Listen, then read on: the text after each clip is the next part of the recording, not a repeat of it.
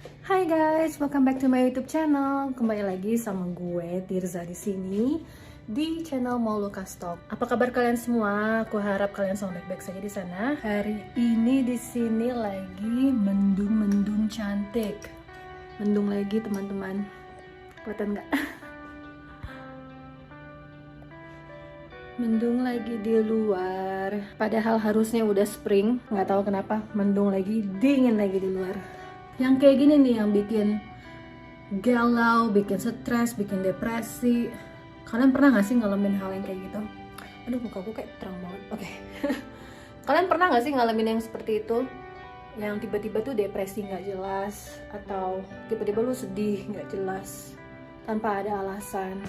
Atau ketika kalian melihat Instagram teman Anda yang wow, sepertinya indah sekali hidup dia, langsung Anda merasa depresi dan sedih. Apakah Anda pernah merasakan seperti itu? Kalau iya, berarti lo semua masih manusia normal. Karena memang manusia diciptakan untuk saling iri mengiri, saling jealous menjealous, dan saling bersaing.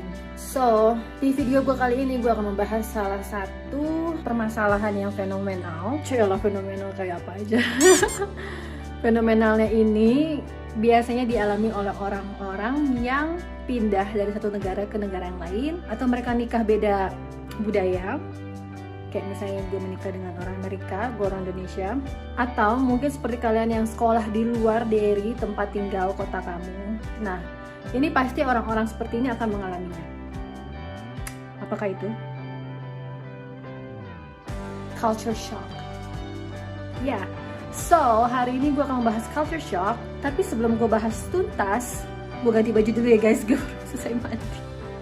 Oke deh, kita ketemu lagi nanti. Yup.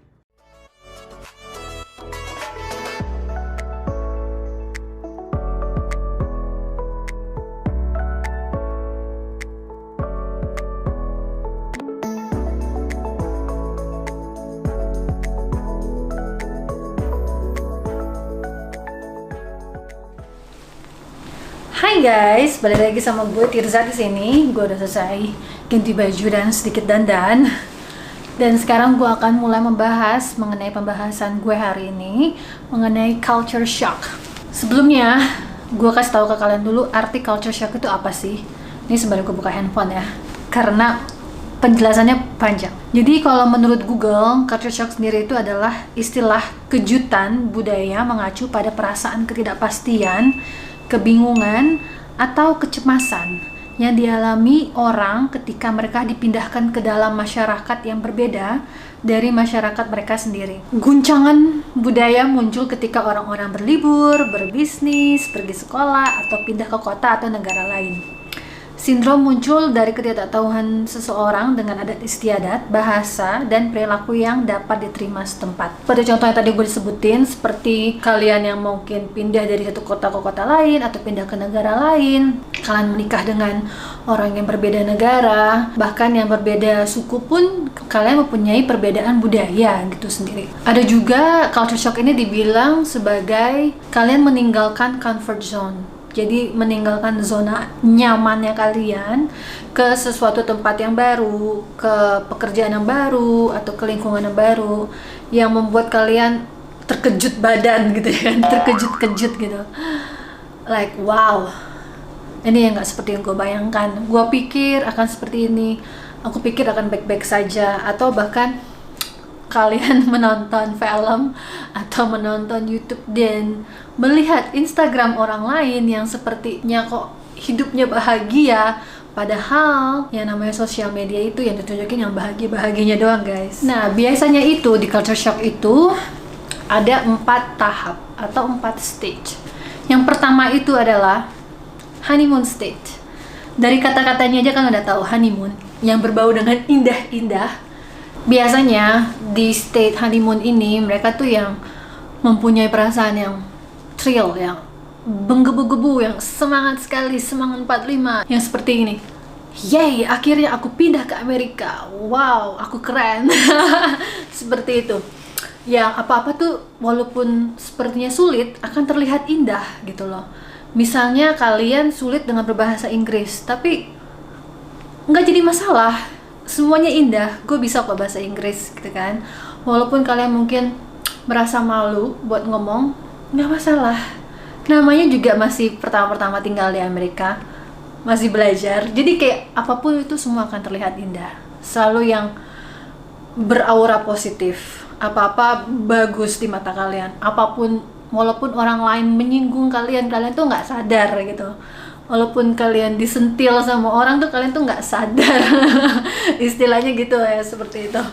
Biasanya sih ada, dan tergantung orang-orang ya. Ada orang yang mengalami honeymoon stage-nya itu cepat, ada yang lama. Sebelum gue cerita tentang pengalaman gue akan jelasin dulu stage dari si culture shock ini. Oke. Lalu stage yang kedua itu adalah frustration state, atau yang bisa disebut dalam bahasa Indonesia masa-masa frustasi, yang masa-masa dimana kalian itu aku mengalami kegagalan dalam hidup ini, yang mengapa ini terjadi, gue nggak bisa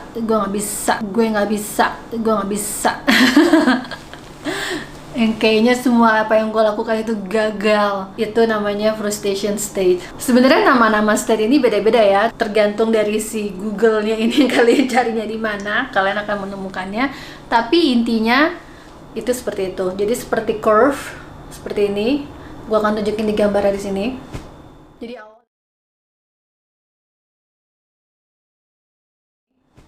Jadi awalnya itu indah, naik di atas, lalu kalian akan mulai lama-lama turun, lalu mulai melengkung, akan naik ke atas lagi, dan mungkin turun lagi gitu. Tergantung hidup kalian dan beban hidup kalian itu seperti apa. Biasanya di state ini itu lebih ke miscommunication kalau menurut gue ya. Bahasa Indonesia itu aja kadang kalau kita ngomongnya lewat langsung sama lewat teks itu artinya bisa beda, atau mungkin orang akan menanggapinya dengan berbeda, apalagi dengan yang berbeda bahasa. Kadang kita maksudnya ngomongnya mungkin A, tapi orang yang itu nggak ngerti apa yang kita omongin dan dijawabnya B, dan berakhir dengan kita tuh marah gitu, kenapa lu jawabnya B gitu loh, bukan jawabnya yang A. Lalu dari miskomunikasi tersebut kalian tuh yang kayak mulai langsung merasa, gue kangen ngomong dengan bahasa gue sendiri, gue kangen dengan teman-teman gue yang dulu, gue kangen dengan lingkungan gue yang dulu, gue kangen dengan keluarga gue gitu kan. Itu yang kalian mulai kayak, ternyata hidup di luar negeri itu tidak seindah yang gue bayangkan. Ada banyak sekali perbedaan-perbedaan budaya yang kadang mungkin kita nggak bisa terima gitu, tapi mau nggak mau lama-kelamaan karena kalian udah tinggal di negara itu, jadi kalian harus menerimanya. Dan ini adalah yang berikutnya, stage yang berikutnya itu adaptation stage. Kalian mau nggak mau harus beradaptasi. Ya gimana, udah pilihan hidup kalian udah pindah ke negara tersebut ya kan. Dan beradaptasilah di situ dan menerima kenyataan, menerima segala kekurangan dan kelebihan budaya tersebut. Dan lama-lama tuh kayak secara nggak langsung kita juga kayak keikut juga dengan budaya mereka. Bener gak guys? Lama-lama kalian keikut juga sama budaya orang asing. Apakah betul atau tidak? Komen di link di bawah ya. Kalau kalian ada yang mempunyai pengalaman yang akhirnya mau nggak mau ya udah menerima kenyataan dan mengikuti budaya supaya kalian terikut arus. Terikut arus maksud gue adalah supaya kalian diterima dengan orang-orang sekeliling kalian. Apakah kalian termasuk orang-orang yang seperti itu, atau kalian yang tetap berdiri teguh dengan budaya kalian? Komen ya di bawah. Lalu yang terakhir itu adalah acceptance stage, yang dimana setelah kalian sudah mulai beradaptasi, jadi kalian menerima kenyataan yang seperti tadi gue bilang itu.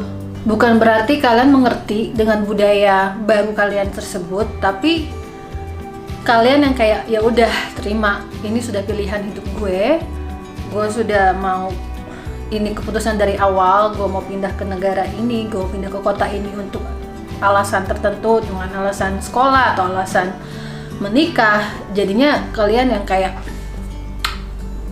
life must go on gitu, jadi kayak ya udah ngikutin aja gitu, menerima kenyataan ini.